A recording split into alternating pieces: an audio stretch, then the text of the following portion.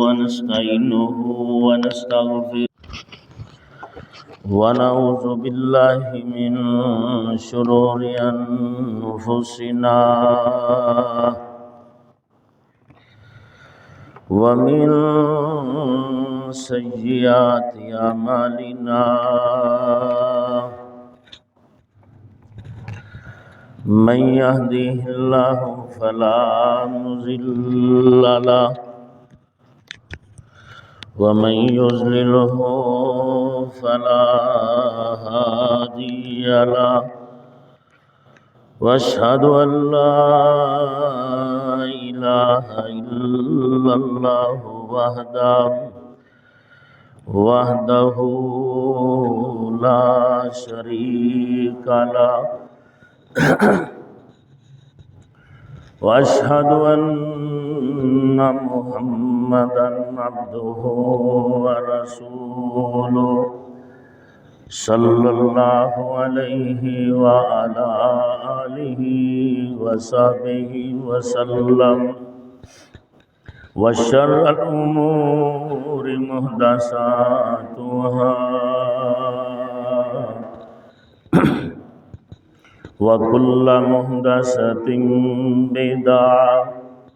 وكل بدعة ضلالة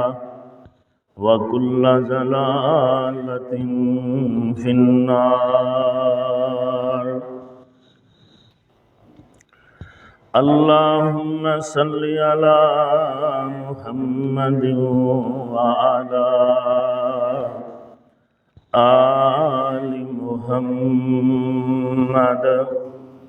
كما صليت على إبراهيم وعلى آل إبراهيم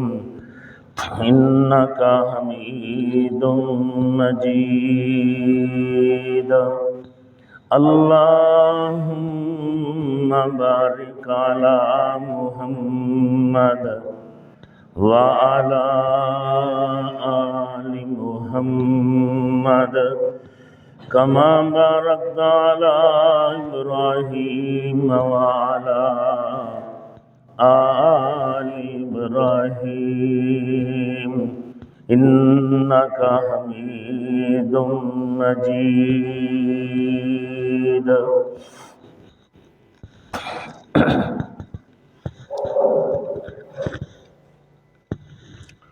رب اشرح لي صدري ويسر لي أمري واحلل عقدة من لساني يفقهوا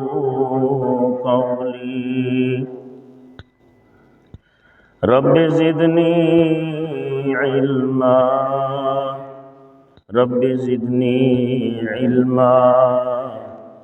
رب زدني علما ربنا اصرف عنا عذاب جهنم ربنا اصرف عنا عذاب جهنم ربنا اصرف عنا عذاب جهنم رب ارحمهما كما ربياني صغيرا رب ارحمهما كما ربياني صغيرا ربنا آتنا في الدنيا حسنة وفي الآخرة حسنة وقنا عذاب النار أعوذ بالله من الشيطان الرجيم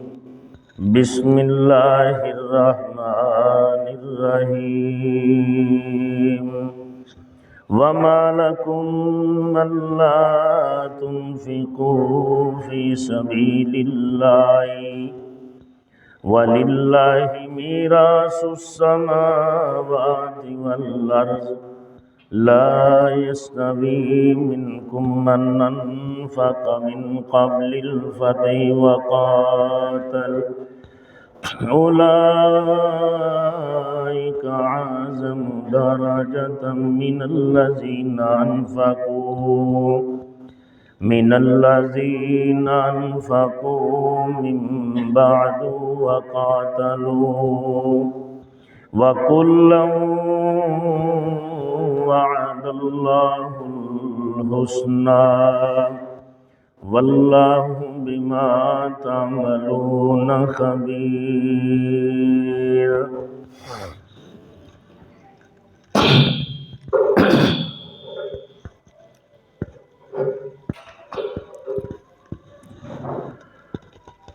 حضرات گرامی قدر، تمام قسم کی تعریفات اللہ وحدہ لا شریک کی ذات کے لیے، لا تعداد بے شمار درود و سلام سید الانبیاء جناب محمد الرسول اللہ صلی اللہ علیہ وسلم کی ذات اقدس و مقدس کے لیے۔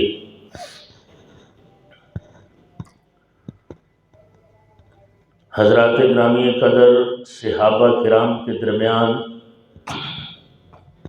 اگرچہ درجہ اور فضیلت میں فرق ہے، مگر اس کا یہ مطلب نہیں کہ بعد میں مسلمان ہونے والے صحابہ کرام کو کوئی فضیلت حاصل نہیں ہے، بلکہ اللہ تعالیٰ نے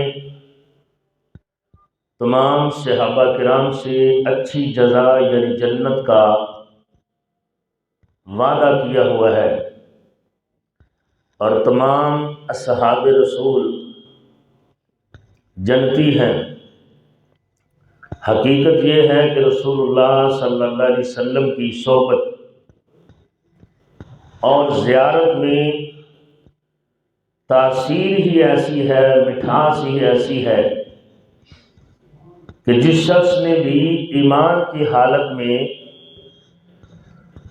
جناب رسول اللہ صلی اللہ علیہ وسلم کی زیارت کی اور ایمان پر فوت ہوا، بعد کا کوئی آدمی اس کے درجہ کے برابر نہیں ہو سکتا۔ بڑے بد نصیب ہیں وہ لوگ جنہیں رسول اللہ صلی اللہ علیہ وسلم کی صحبت رفاقت کا شرف رکھنے والی مبارک ہستیوں سے بغض اور عداوت ہے۔ وہ ان کی ساری زندگی دین اسلام پر کٹنے، جہاد کرنے، شہادتیں پیش کرنے، وفاؤں، اللہ کے رسول سے محبت اور انفاق فی سبیل اللہ سے آنکھیں بند کر کے ان کی معمولی لفظوں کو سامنے رکھ کر ان پر تبرہ بازی اور دشنام ترازی کرتے ہیں، جبکہ اللہ رب العزت نے قرآن مجید میں یہ ارشاد فرمایا ہے کہ میں نے ان کی خطاؤں کو، ان کی لفظوں کو، ان کی غلطیوں اور گناہوں کو معاف کر دیا ہے۔ بلکہ حدیث میں آتا ہے رسول اللہ صلی اللہ علیہ وسلم نے فرمایا لا تسبوا اصحابی، میرے صحابہ کو برا بھلا نہ کہا کرو، فلو ان احدکم انفق مثل احد ذهبا، اگر تمہارا کوئی اونٹ پہاڑ کے برابر سونا خرچ کر دے، ما بلغ مد احدہم ولا نصیفہ، فرمایا وہ صحابہ کرام کا آدھا کلو اناج یا کلو اناج کو خرچ کرنے کے برابر بھی اجر و ثواب نہیں پا سکتا۔ حالانکہ اونٹ پہاڑ کے برابر سونا خرچ کیا جائے اللہ کے راستے میں، یقیناً اس کا اجر و ثواب زیادہ ہے۔ اور کہاں آدھا کلو اناج گندم، اس کا ثواب کم ہے، لیکن فرمایا کہ تم اونٹ پہاڑ کے برابر بھی اگر سونا خرچ کر دو، صحابہ کے اس آدھا کلو خرچ کیے ہوئے اناج کے اجر و ثواب کو پھر بھی نہیں پا سکتے۔ ان کے خرچ کرنے کی حالت، کیفیت، تنگ دستی وہ اللہ ہی بہتر جانتا ہے کہ ان کے اندر اخلاص کتنا تھا۔ ان صحابہ کرام میں سے ایک مظلوم ہستی جس کو تاریخ دانوں نے بہت دن پر کیچڑ اچھالا، ظلم و ستم کیا، اور تاریخ نے ایک متنازع شخصیت بنا کر ان کو پیش کیا۔ ان کا نام نامی اسم گرامی ہے سیدنا امیر معاویہ رضی اللہ تعالی عنہ، جن کی 22 رجب کو وفات ہوئی، اور روافض نے ان کی وفات پر کنڈوں کی رسم جاری کر دی تاکہ مسلمانوں کے اندر ایک خوشی کا ماحول پیدا کیا جائے۔ حضرت امیر معاویہ ابو عبد الرحمن معاویہ بن ابو سفیان ان کا نام ہے۔ رسول اللہ صلی اللہ علیہ وسلم کی بعثت نبوی سے یہ 5 سال پہلے پیدا ہوئے تھے۔ سلسلہ نسب میں یہ پانچویں جگہ پر جا کر ان کا نسب نامہ رسول اللہ صلی اللہ علیہ وسلم سے جا ملتا ہے۔ آپ فتح مکہ کے موقع پر مسلمان ہوئے، اگرچہ بعض مورخین کے نزدیک یہ خفیہ طور پر صلح حدیبیہ کے موقع پر مسلمان ہو چکے تھے، لیکن اس کے باوجود حضرت امیر معاویہ رضی اللہ عنہ کی حالت کفر میں بھی اسلام مخالف کوئی سرگرمی نظر نہیں آتی۔ آپ کے بعد تو آپ کے مخالف جنگوں میں سپہ سالار ہوا کرتے تھے، لیکن امیر معاویہ رضی اللہ عنہ کی اسلام مخالف کوئی سرگرمی نظر نہیں آتی۔ غم خاری کا یہ جذبہ تھا حضرت امیر معاویہ کا کہ جب اہل مکہ نے رسول اللہ صلی اللہ علیہ وسلم سے ہر قسم کا بائیکاٹ کر دیا تھا، معاشی بائیکاٹ، ملنے جلنے سے بائیکاٹ، تو حضرت امیر معاویہ رضی اللہ تعالیٰ عنہ اپنے ایک ساتھی کے ساتھ چھپ چھپا کر شیب ابی طالب میں رسول اللہ صلی اللہ علیہ وسلم سے ملاقات کیا کرتے تھے، آپ کی معاونت کرتے تھے۔ یہ کفر کی حالت ہے حضرت امیر معاویہ رضی اللہ تعالیٰ کی۔ اللہ کے رسول صلی اللہ علیہ وسلم نے کاتب وحی مقرر کیا تھا، اور یہ کس حدیث میں ہے؟ جامع صحیح المسلم کی حدیث 6409 نمبر یہ حدیث ہے کہ آپ کے والد سردار مکہ ابو سفیان رضی اللہ تعالیٰ عنہ حضور نبی کریم صلی اللہ علیہ وسلم کی خدمت میں حاضر ہوئے، آ کر عرض کرتے ہیں حضور یہ میرا بیٹا معاویہ تجعلہ کاتبا بین یدیک، اس کو آپ اپنا کاتب مقرر کر لیں۔ رسول اللہ صلی اللہ علیہ وسلم نے فرمایا نعم ٹھیک ہے۔ یہ اللہ کے رسول صلی اللہ علیہ وسلم کی طرف سے آپ ان کو تحریریں لکھوایا کرتے تھے، مختلف بادشاہوں کو خطوط لکھواتے، احادیث لکھواتے، جو بھی چیز لکھوانا ہوتی رسول اللہ صلی اللہ علیہ وسلم حضرت امیر معاویہ کو لکھواتے۔ اور سیرت النبی کی جتنی کتب ہے کاتبین وحی کا تذکرہ آئے گا تو حضرت امیر معاویہ رضی اللہ عنہ کا بھی تذکرہ آئے گا، اور سب نے کاتبین وحی میں حضرت امیر معاویہ کو بھی کاتب وحی لکھا ہے۔ بعض نام نہاد سکالر قسم کے لوگ کہتے ہیں کہ امیر معاویہ کو کوئی فضیلت ہی حاصل نہیں ہے۔ دنیا بھر میں ہزاروں کی تعداد میں سیرت النبی پر کتب موجود ہیں، بڑے بڑے عالی ظرف عالی دماغ لوگوں نے کاتبین وحی کا تذکرہ فرمایا ہے، اور ان میں حضرت امیر معاویہ رضی اللہ تعالیٰ کا بھی تذکرہ فرمایا ہے۔ حضرت امیر معاویہ کے بارے میں حضرت عبداللہ بن عباس یہ اہل بیت میں سے ہیں، رسول اللہ صلی اللہ علیہ وسلم کے چچا زاد بھائی ہیں۔ ان کے بارے میں دلائل النبوہ للبیہقی، بہقی حدیث کی کتاب ہے، اس میں تذکرہ موجود ہے، کانا یکتب الوحی۔ عبداللہ بن عباس کہتے ہیں کہ امیر معاویہ وحی لکھا کرتے تھے، اور جنگ حنین میں حضرت امیر معاویہ رضی اللہ عنہ اپنے باپ اور اپنے بھائی کے ساتھ جنگ حنین میں شریک ہوئے، اور اس جنگ کے متعلق اللہ رب العزت نے کیا ارشاد فرمایا تھا؟ ثم انزل اللہ سکینتہ علی رسولہ وعلی المؤمنین۔ اللہ رب العزت نے سکون نازل فرمایا اپنے رسول پر اور مومنین پر۔ صحابہ کرام کو کیا کہا؟ مومنین کہا۔ اور اس جنگ میں امیر معاویہ بھی ہیں اور ان کے باپ سیدنا ابو سفیان بھی ہیں۔ محاصرہ طائف میں جب رسول اللہ صلی اللہ علیہ وسلم نے اہل طائف کا محاصرہ کیا تو اس محاصرے میں بھی حضرت امیر معاویہ رضی اللہ تعالیٰ عنہ شریک ہوئے تھے۔ اور جنگ یمامہ جب رسول اللہ صلی اللہ علیہ وسلم اس دنیا سے چلے گئے تو مسیلمہ کذاب نے نبوت کا دعویٰ کیا۔ حضرت ابوبکر صدیق رضی اللہ عنہ کے دور نبوت میں، دور خلافت میں، اس جنگ میں بہت سارے مسلمان شہید ہوئے، سینکڑوں حفاظ کرام شہید ہو گئے، حتیٰ کہ یہ خدشہ لاحق ہو گیا کہ حافظ قرآن لوگوں کی قلت پیدا ہو جائے گی، وہ ملیں گے نہیں۔ قرآن مجید کو ایک نسخے کی شکل میں تحریر کر دیا جائے ان حفاظ کی معاونت سے۔ اس جنگ اتنی خطرناک جنگ تھی، رسول اللہ صلی اللہ علیہ وسلم کی ختم نبوت کا مسئلہ تھا، تو اس جنگ یمامہ میں یہ شخصیت امیر معاویہ رضی اللہ عنہ جن کے بارے میں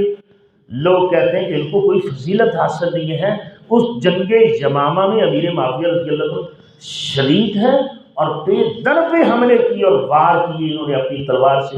مسیلمہ کذاب پر، لیکن اس ملعون کی موت جو تھی وہ وحشی بن حرب رضی اللہ عنہ کے ہاتھوں لکھی تھی۔ تو جنگ حنین میں ان کی شرکت یہ فضیلت نہیں ہے، اور اسی طرح جنگ یمامہ میں ان کی شرکت۔ رسول اللہ صلی اللہ علیہ وسلم نے حضرت معاویہ کے لشکر کو مسلمانوں کا عظیم لشکر کہا ہے۔ مشہور حدیث ہے، آپ نے کئی دفعہ سن رکھی ہے، جب رسول اللہ صلی اللہ علیہ وسلم نے اپنے بیٹے سیدنا حسن رضی اللہ عنہ کے بارے میں فرمایا ان ابنی ھذا سید،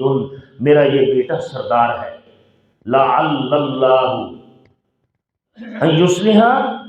بہ بین فئتین عظیمتین من المسلمین۔ ایک ظالم امریکہ سے وہ سوشل میڈیا پر صحابہ کرام کی پاک باز ہستیوں کے خلاف آج کل بہت زیادہ کیچڑ اچھال رہا ہے۔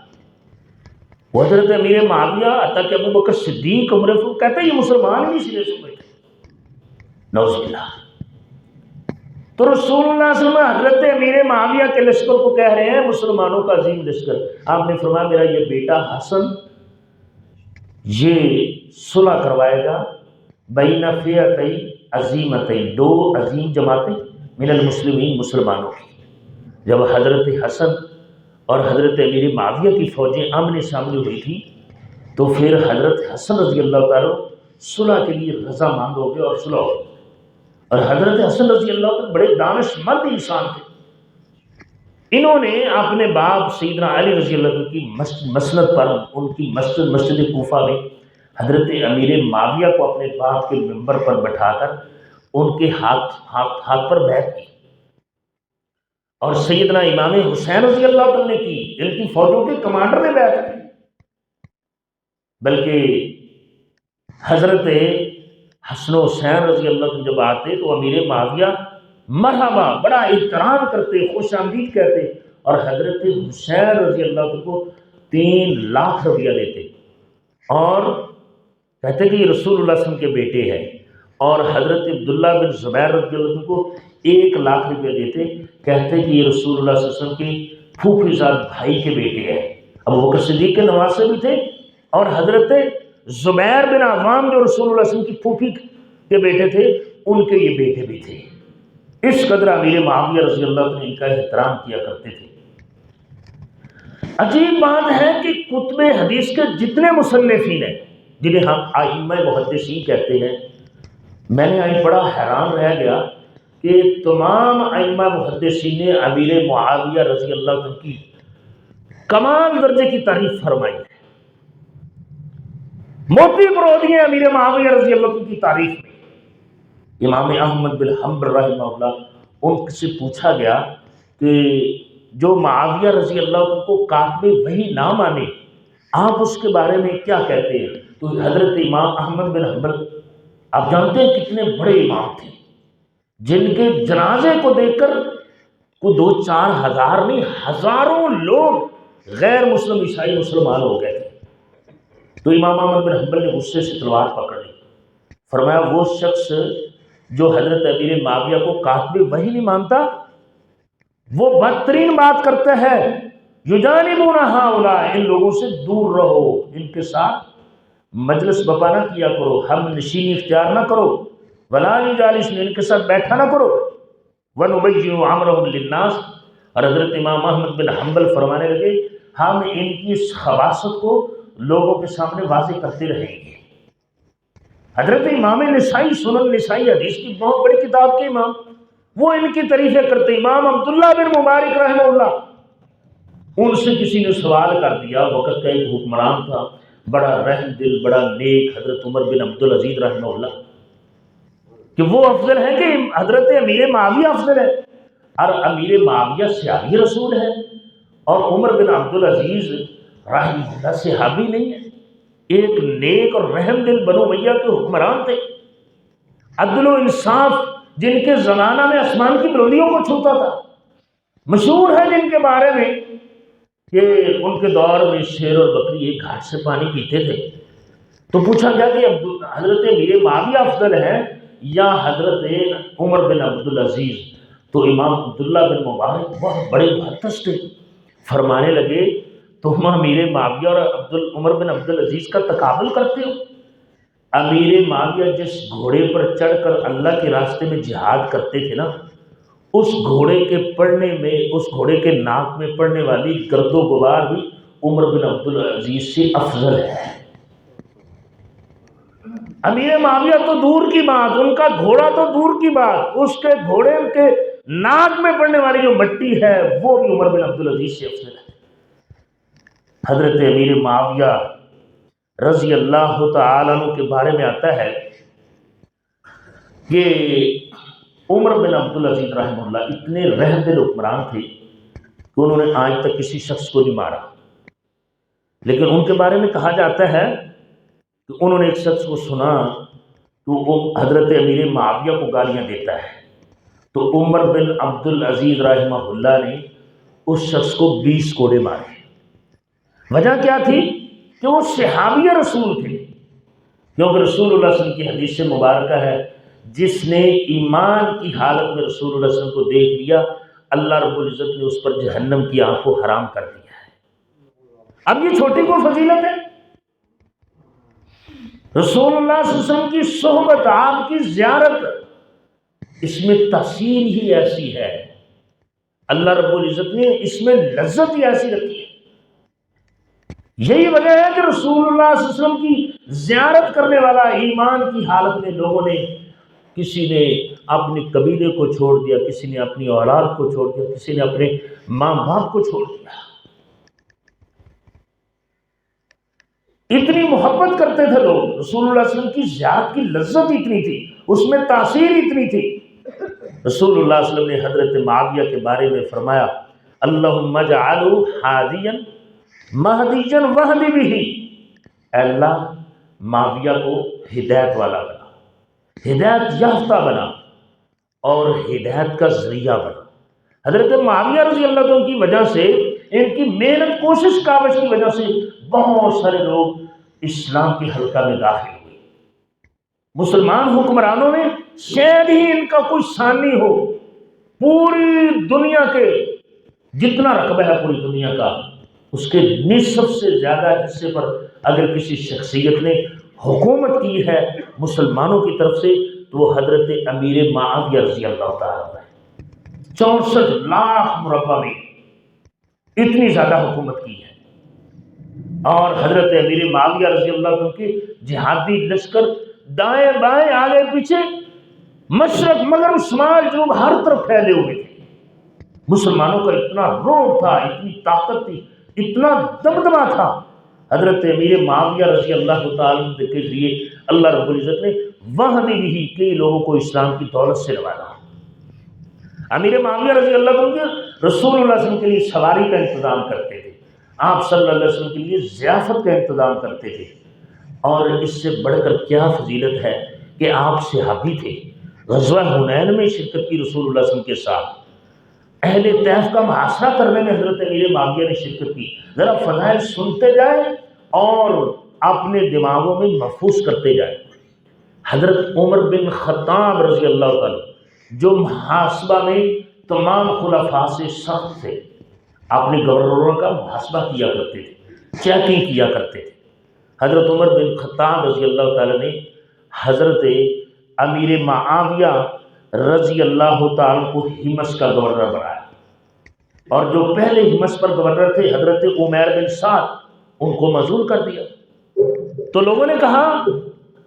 کہ عمیر بن سعد کو معزول کر دیا ہے، امیر معاویہ کو گورنر مقرر کر دیا ہے۔ تو حضرت عمیر بن سعد کہنے لگے امیر معاویہ رضی اللہ عنہ کے بارے میں کوئی ایسی بات نہ کرو، کیونکہ میں نے اللہ کے رسول سے سنا تھا آپ نے حضرت امیر معاویہ کے لیے دعا کی تھی، اللہم اہدی بہ، اللہ امیر معاویہ کے ذریعے لوگوں کو ہدایت عطا فرما۔ حضرت عمر بن فاروق، عمر بن خطاب کا ان پر اعتماد کرنا یہ بہت بڑی فضیلت کی بات ہے۔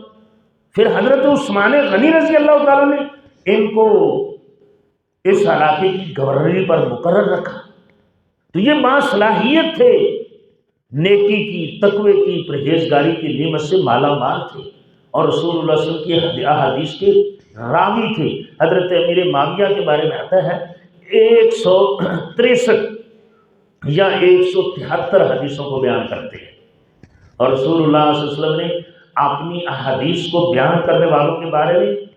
کیا بشارت ارشاد فرمائی ہے؟ فرمایا اللہ اس شخص کو تر و تازہ رکھے،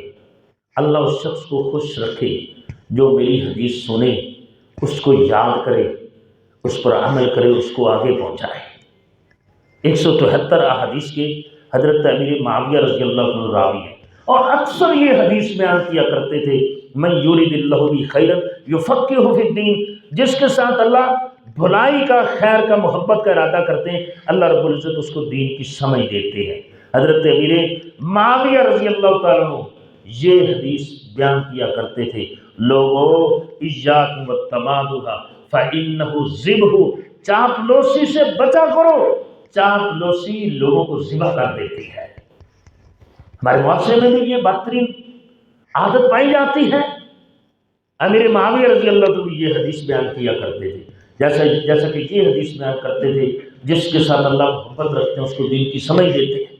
دین کا علم دیتے ہیں۔ اسی طرح یہ بھی ارشاد فرمایا کرتے تھے لوگوں چاپلوسی سے بچا کرو۔ اب ہمارے معاشرے میں تو لوگوں کے درجات ہیں، مختلف قسم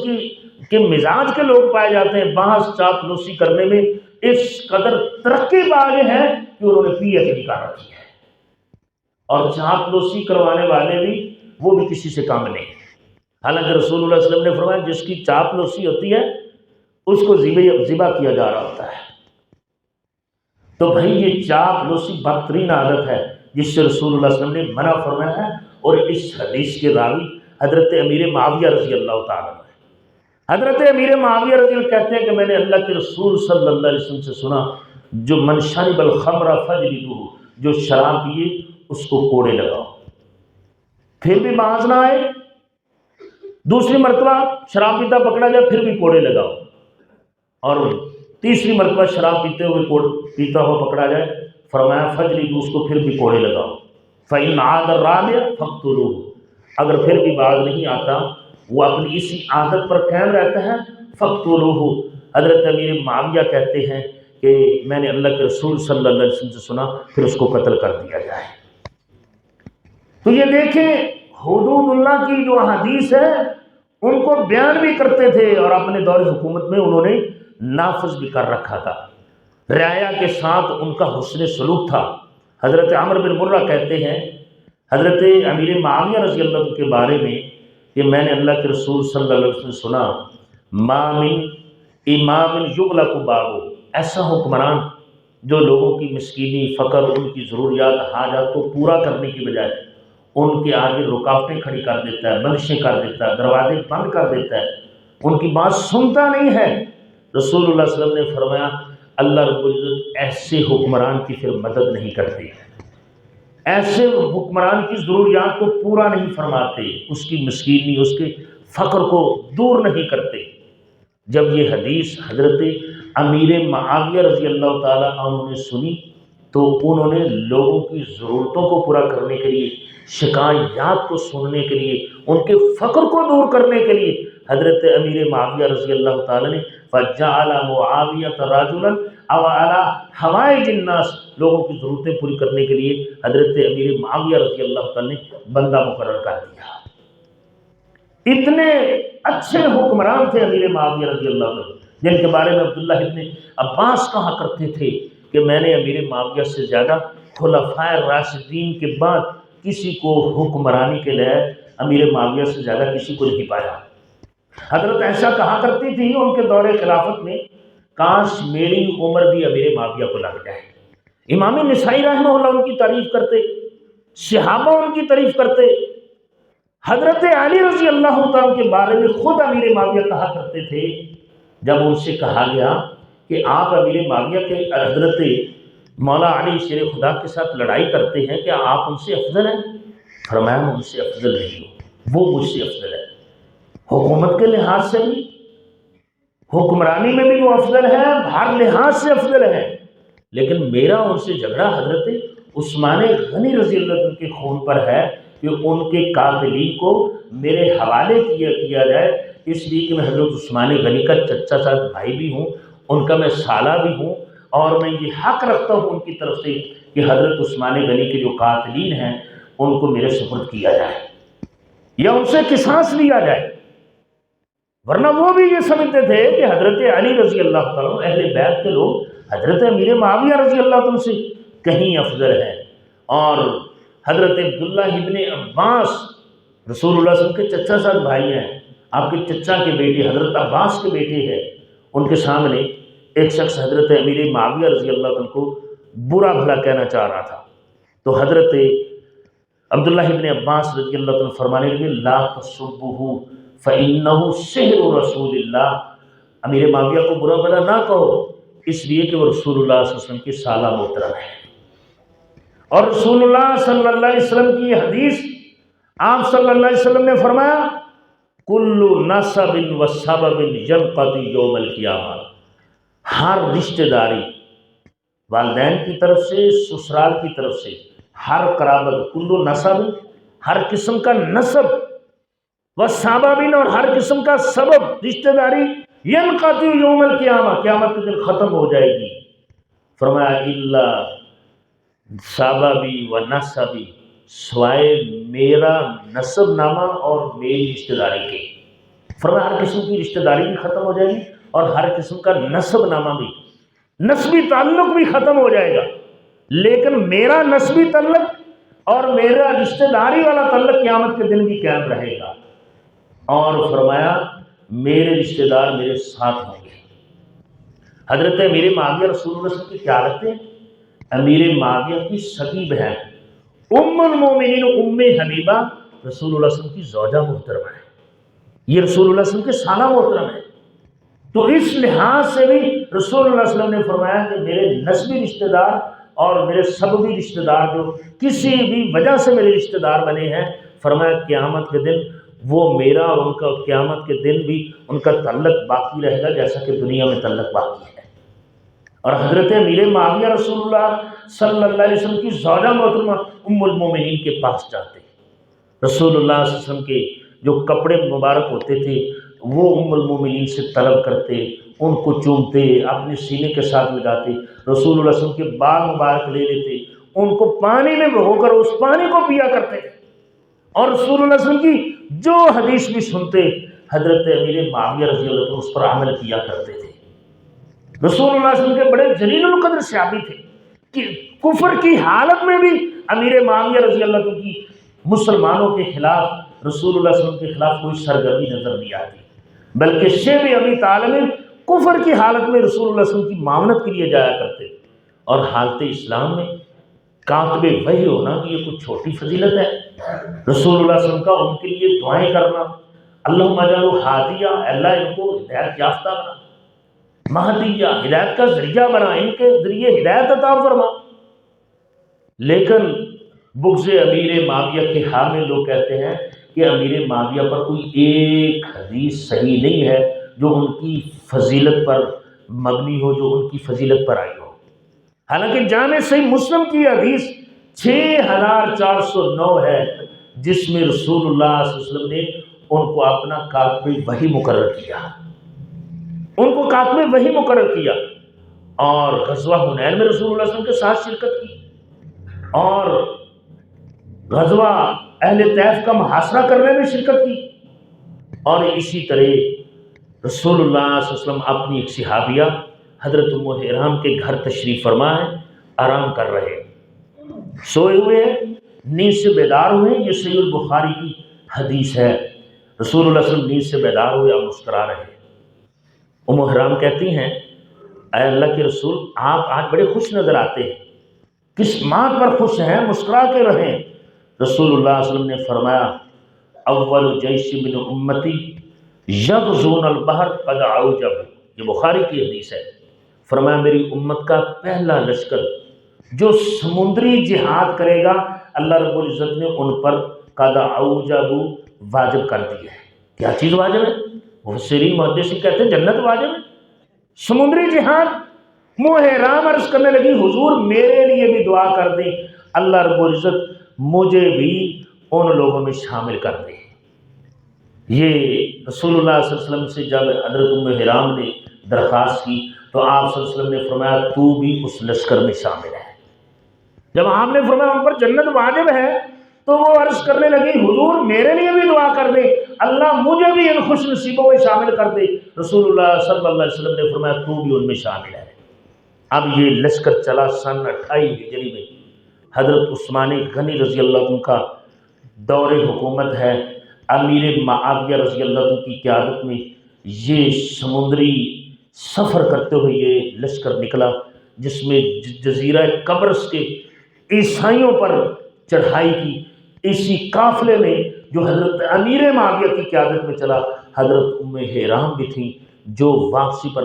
اپنی سواری سے گر کر شہید ہو گئیں۔ اس پہلا سمندری سفر کرنے والے لشکر کے بارے میں جامع صحیح بخاری کی حدیث ہے، رسول اللہ صلی اللہ علیہ وسلم نے فرمایا قد اوجبوا، اللہ نے ان پر واجب کر دیا، جنت واجب کر دی ہے۔ اس لشکر کے جو کمانڈر تھے، قائد تھے، قیادت جو تھی وہ حضرت امیر معاویہ کے پاس تھی۔ بخاری میں بھی فضیل تھی، مسلم میں بھی فضیل تھی، اور مزے کی بات جتنے محدثین گزرے کتب حدیث کے مصنف ہیں، بخاری، مسلم، ترمذی، ابن ماجہ، نسائی، بہقی، مسند امام احمد بن حنبل اور دیگر حدیث کی جو کتابیں ہیں، کوئی ایک محدث ایسا نہیں جو حضرت امیر معاویہ رضی اللہ تعالی عنہ کے فضائل کا انکاری ہو، اور صحابہ کرام میں سے کوئی ایک صحابی ایسا نہیں جو حضرت امیر معاویہ رضی اللہ عنہ کے فضائل کا انکاری ہو۔ اب رہی بھائی رسول اللہ صلی اللہ علیہ وسلم کی اہل بیت، حضرت شیر خدا مولا علی رضی اللہ عنہ کی اور حضرت امیر معاویہ کی جنگیں، یقیناً ہم ان تمام ہستیوں کو قدر کی نگاہ سے دیکھتے ہیں کہ یہ عظیم ترین لوگ تھے، لیکن انسان ہونے کے ناطے ان کے درمیان لڑائیاں بھی ہوئی۔ کتب حدیث میں ان سب چیزوں کا تذکرہ موجود ہے، لیکن ہم خاموش کیوں ہیں؟ کیونکہ ہمارے پیارے پیغمبر صلی اللہ علیہ وسلم نے خاموشی کا حکم دیا ہے۔ آپ صلی اللہ علیہ وسلم نے 3 چیزوں کے بارے میں فرمایا خاموشی اختیار کرو۔ 3 چیزوں کے بارے میں فرمایا خاموشی اختیار کرو، اذا ذکر صحابی فامسکو، جب میرے کسی صحابی کا تذکرہ اس کی شان کے خلاف ہو تب تم خاموشی اختیار کرو، وَإِذَا ذُكِرَ النُّجُومُ، اور جب ستاروں کا ذکر ہو کہ ان کے بارے میں لوگ بڑے کمزور قسم کے شرکی عقائد رکھتے ہیں تو فرمایا خاموشی اختیار کرو، وَإِذَا ذُكِرَ الْقَدْرُ فَامْسِكُوا۔ تیسری چیز رسول اللہ صلی اللہ علیہ وسلم نے ارشاد فرمایا جب تقدیر کا ذکر کیا جائے تب بھی خاموشی اختیار کرو۔ بہت سارے لوگ گمراہ ہو جاتے ہیں تقدیر کے سلسلہ میں، کہتے ہیں جب اللہ نے ہمارے مقدر میں لکھا ہی ایسا ہے کہ ہم نے بے نمازی رہنا ہے تو اس میں ہمارا قصور کیا ہے؟ اللہ نے لکھا ایسا ہے نا، تو ہم تو تب اس لیے بے نمازی ہیں، یا ہم اگر کوئی فلاں کام کرتے ہیں تو اللہ نے لکھا ہے۔ تو بھائی صحابہ کے بارے میں تمام ہمارے علماء کو، ہمارے شیوخ الحدیث کو کے بارے میں یہ تمام قسم کی روایات ان کے سامنے ہیں، لیکن رسول اللہ صلی اللہ علیہ وسلم کا حکم ہے کہ میرے صحابہ کے بارے میں خاموشی اختیار کرو، اور جو ان کے فضائل مناقب ہیں ان کا تذکرہ کیا کرو، جو ان کی اچھائیاں ہیں، جو ان کے اچھے واقعات ہیں ان کو پڑھو اور یاد کرو تاکہ تمہارے ایمان میں اضافہ ہو۔ یہ حکم نبوی ہے۔ اب دوسری فضیلت حضرت امیر معاویہ رضی اللہ عنہ کو صحیح البخاری کی اس حدیث کے حوالے سے، پہلے تو جو سمندری سفر کرے گا نا ان پر جنت واجب ہے، اور دوسری فضیلت ام حیران ہی بیان کرتی ہیں کہ رسول اللہ صلی اللہ علیہ وسلم نے فرمایا اول جیش من امتی، یہ بھی صحیح البخاری میں حدیث ہے، اول جیش من امتی یغزون مدینہ قیصر مغفور لہم، فرمایا میری امت کا پہلا لشکر جو کیسر روم کے شہر قسطنطنیہ پر حملہ کرے گا مغفور لہم، اللہ رب العزت نے ان کی بخشش فرما دی ہے۔ یہ بھی بخاری کی حدیث ہے،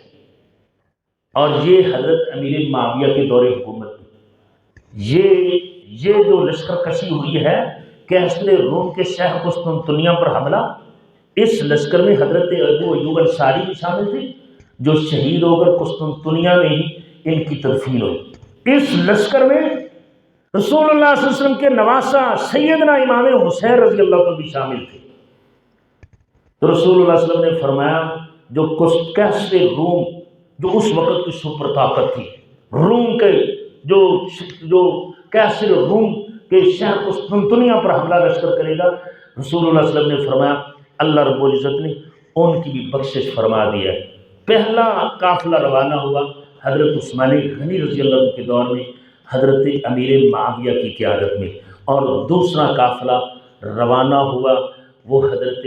امیر معاویہ رضی اللہ عنہ کے دور حکومت میں 19 سال سے زائد عرصہ حضرت امیر معاویہ رضی اللہ عنہ کی حکومت کا ہے۔ تمام صحابہ کرام ان کی خدمات کا، ان کے فضائل کا